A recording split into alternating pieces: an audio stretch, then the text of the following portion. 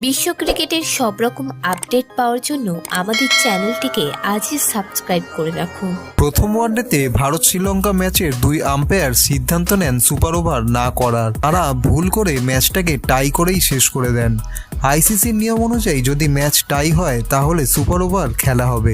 যতক্ষণ না ম্যাচের রেজাল্ট বেরোচ্ছে ততক্ষণ সুপার ওভার চলতেই থাকবে। কিন্তু সুপার ওভার না খেলেই ম্যাচ টাই করার ঘোষণা করে দিয়েছিলেন আম্পায়াররা।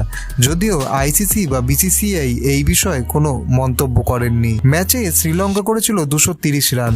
সেই রান তারা করতে নেমে রোহিত শর্মা করেছিল 58 রান, কিন্তু বাকিরা সেভাবে রান করতে পারেননি। তারপরেও ভারত জেতার মতো জায়গায় পৌঁছে গেছিল, কিন্তু শেষ দিকে অধিনায়ক আসালাঙ্কা এসে একের পর এক উইকেট নিয়ে ভারতকে চাপে ফেলে দেয়। 230 রানেই শেষ হয়ে যায় ভারতের ইনিংস। ম্যাচ টাই হয়ে যায়। পরের ম্যাচে 240 রান তাড়া করতে নেমে হেরে যায় ভারত। বুধবার তৃতীয় একদিনের ম্যাচ। সেই ম্যাচ জিতে সিরিজ ড্র করতে চাইছে ভারত। ভিডিওটি ভালো লেগে থাকলে বাংলার ক্রিকেট চ্যানেলটিকে অবশ্যই সাবস্ক্রাইব করে দিন।